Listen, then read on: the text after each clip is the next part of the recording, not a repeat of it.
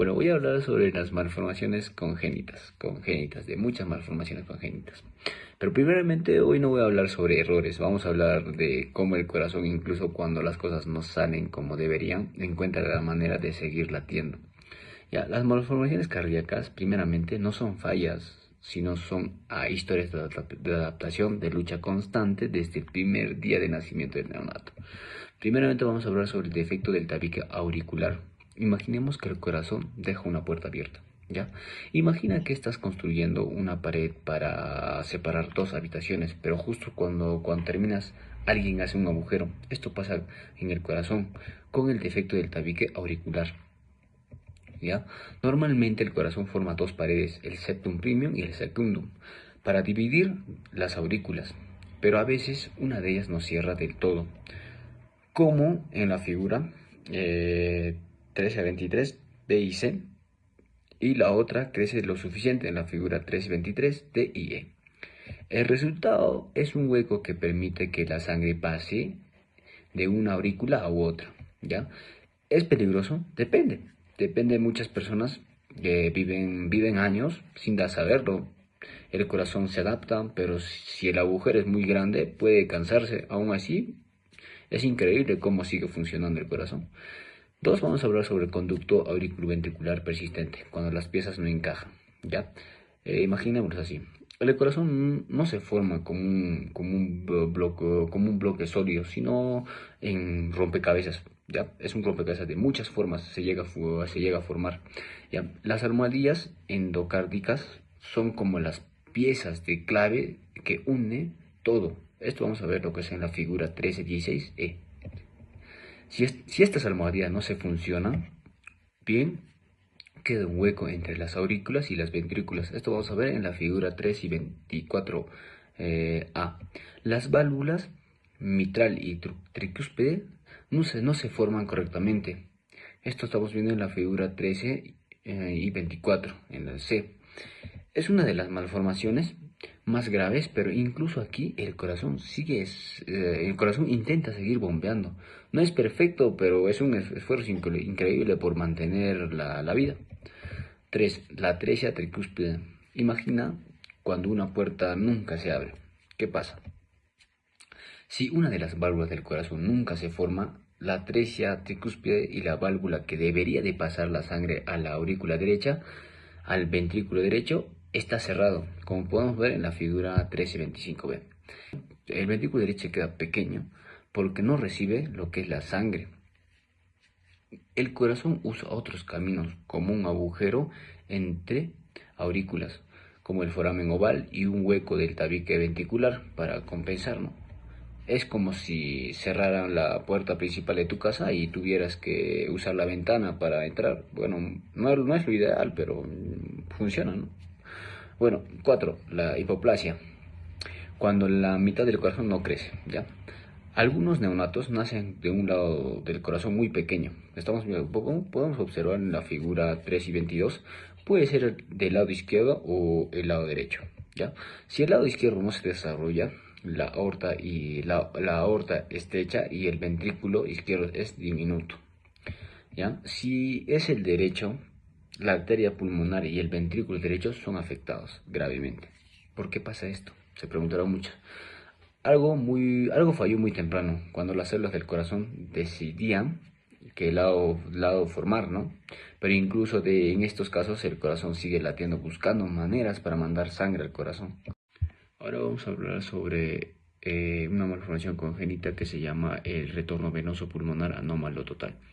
Es un defecto del corazón que ocurre cuando las venas que llevan sangre de los pulmones, que son las venas pulmonares, no se conectan correctamente al corazón durante el desarrollo del feto, ¿no? En el vientre. ¿Por qué pasa esto?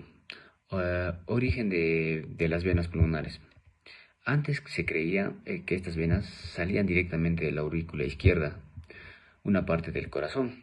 Ahora se sabe que se forma a partir de unas estructuras embrionarias llamada mesocardio dorsal, que actúan como una guía para que las venas cruzcan hacia el lugar correcto. El problema del mesocardio dorsal: se mueve mal. Si esta estructura no se coloca en el centro, por ejemplo, se va demasiado a la derecha, las venas pulmonares no llegan a la aurícula izquierda. En vez de eso, pueden terminar conectándose a la aurícula derecha, un 20% de los casos. Otras venas, como las venas cava superior, se pueden llegar a contar como un 50% de los casos. La relación con otros defectos como el mesocardio dorsal depende de una buena organización del cuerpo.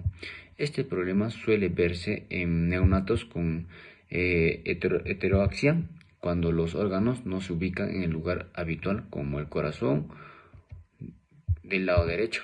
¿Ya? Para entender, no es culpa de las venas, sino que su guía de crecimiento, ¿ya?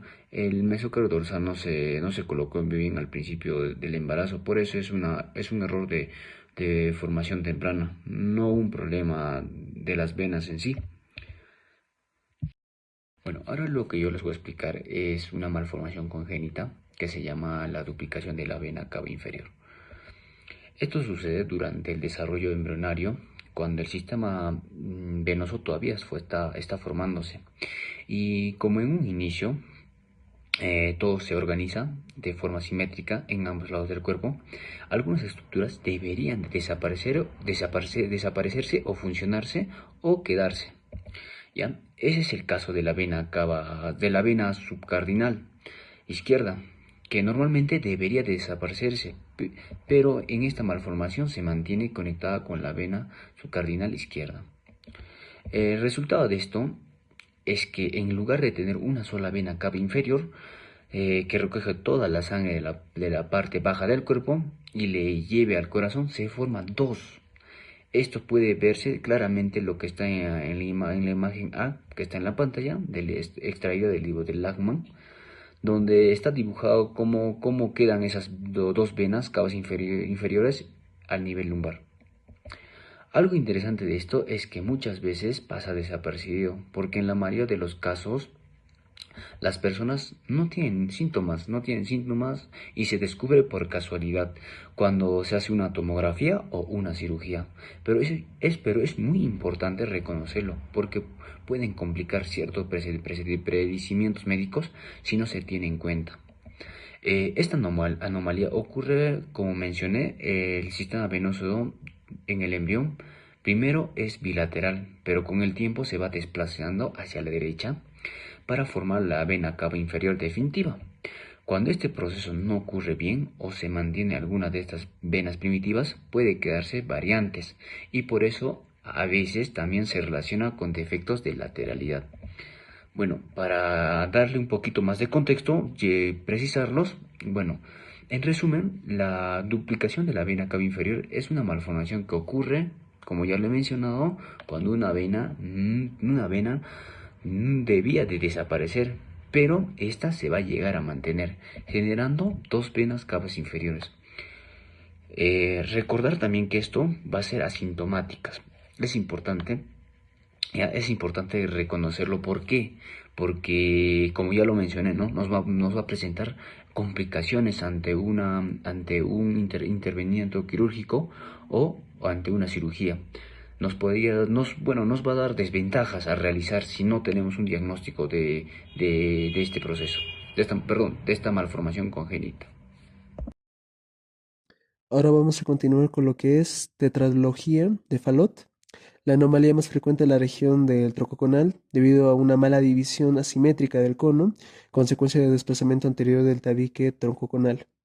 Este desplazamiento va a dar origen a cuatro anomalías o alteraciones cardiovasculares. Va a ser la estenosis del infundíbulo pulmonar por estrechez de la región de salida del flujo ventricular, una comunicación intraventricular por un defecto amplio del tabique interventricular, el calvagamiento de la aorta, que nace justo por encima de lo que va a ser este defecto del tabique, y hipertrofia ventricular derecha. Debido a una elevada presión en el lado derecho, las paredes se van a hipertrofiar. Continuamos con lo que es la persistencia del tronco arterial o tronco arterial común. Se presenta cuando las crestas troncogonales no se forman de tal modo que el tracto de salida no se divide. Este siempre va a ir acompañado de lo que es un defecto del tabique intraventricular. Este tronco no dividido también se encuentra cabalgando por sobre ambos ventrículos, recibiendo sangre de ambos.